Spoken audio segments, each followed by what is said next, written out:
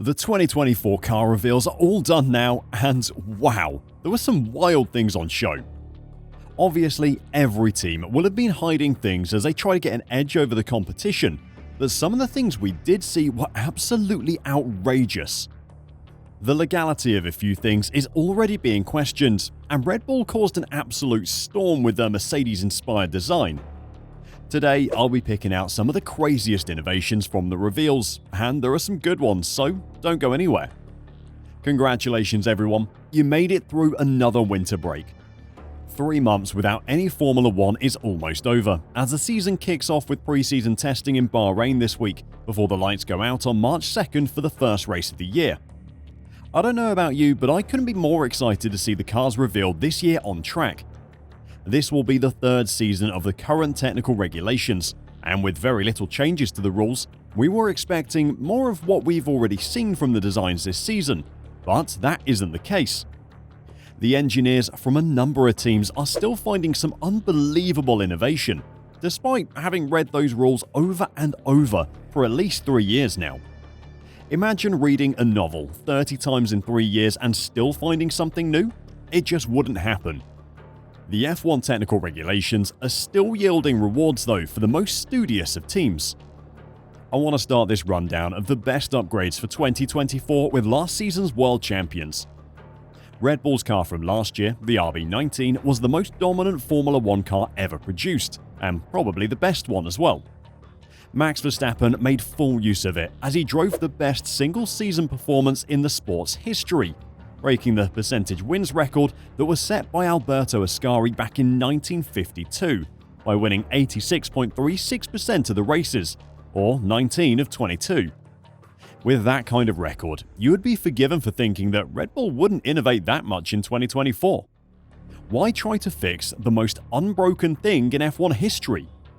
Well, that isn't how a winning F1 team works, and Red Bull are coming into 2024 with a completely new concept of car. Red Bull has ditched the underbite side pod on the RB20 and has an overbite arrangement instead. The entire grid appears to have copied the underbite design that Red Bull had on the RB19 as well. That big overbite, which extends to the front of the cockpit, forms an extension for the side pod's upper surface, while the inlet finds its home down below, married to a very generous undercut. The release images of the RB20 and the car reveal video they posted showed a car that was devoid of any side pod inlet, but I promise there is one tucked away in there. It is a thin, vertical strip that sits under the overbite and extends right down to the floor edge.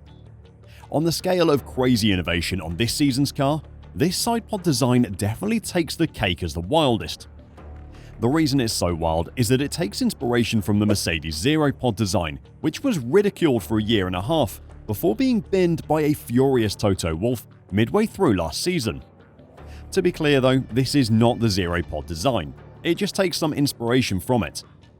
In 2023, Red Bull had these really wide horizontal side pod inlets, and underneath them was a big gap between the volume of the side pod and the floor edge, referred to as an undercut.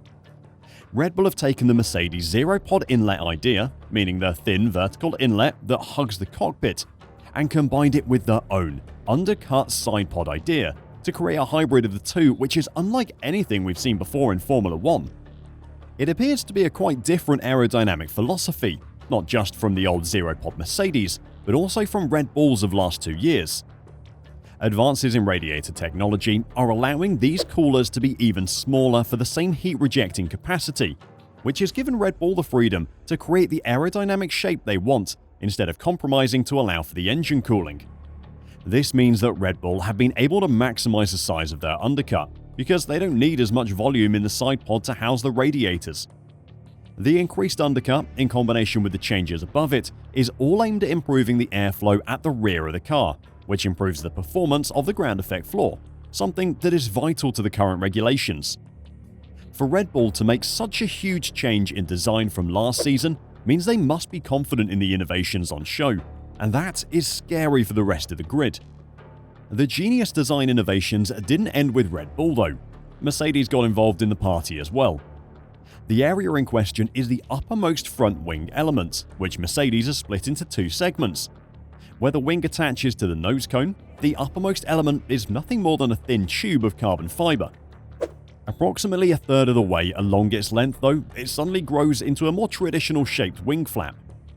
By essentially removing the inside third of the top element of the wing, Mercedes have opened a gap up for the air to flow through. That air could be going to a number of places. It might be directed under the front floor edge, or it may be directed under the side pods. Either way, that air will be contributing to the downforce generated toward the back end of the car, rather than from the front wing. This will help with the downforce balance that has been so off for Mercedes the past 2 years. The remainder of the front wing is more traditional in its profile, as in it actually looks like a wing instead of a tube of carbon fiber.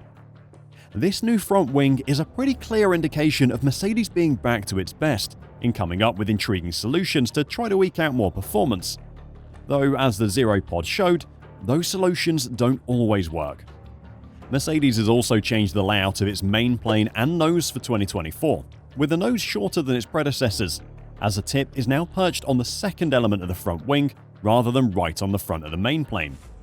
This has allowed them to add a spoon-like scoop that sits on the main plane in front of the nose, which is an interesting design aimed to control the airflow under the car. In terms of the legality of this innovative design, Mercedes wouldn't have fitted it unless they thought they could get away with it, but they're definitely cutting it close. The regulation in question, which is 3.9.1, says that each wing element must cover the rearmost edge of the wing element below it when viewed from above. Obviously, the top wing element doesn't need covering, or you'd have an infinite number of wing elements stacked on top of each other. That inside third of the Mercedes top wing element does appear to cover the rear edge of the element below, which means it fulfills the restrictions laid out in the regulations. Does that mean it'll be legal though? Well, that remains to be seen. It'll need to survive the FIA's load tests as well as complaints from the other teams. If they think it is worth complaining about, and they normally do when someone does something new. If it can pass both of those tests, then Mercedes will be allowed to keep it. Last season, Mercedes employed a pull rod rear suspension on its W14 car. However, for this year, the Brackley outfit opted to transition to a push rod setup over the winter break, aligning with other F1 teams such as Aston Martin, Red Bull, Alpine, Sauber, McLaren and Williams. This isn't that crazy a change, as the anti-lift properties of the rear suspension setup that Red Bull has championed are well known now.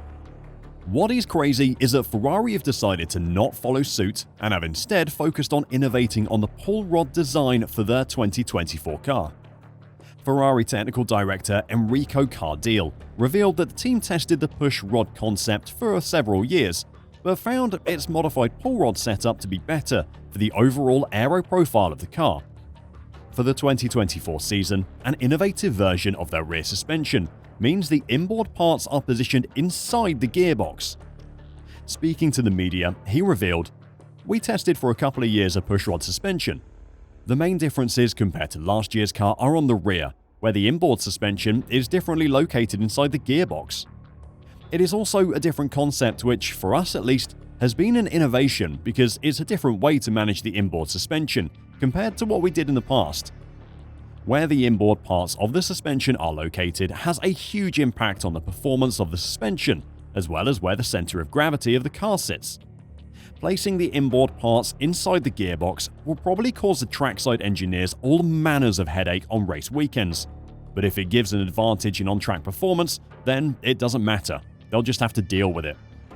We know that McLaren have also got some very tasty things in store for us, but were far more conservative with their release car, deciding to hide as much as possible before pre-season testing.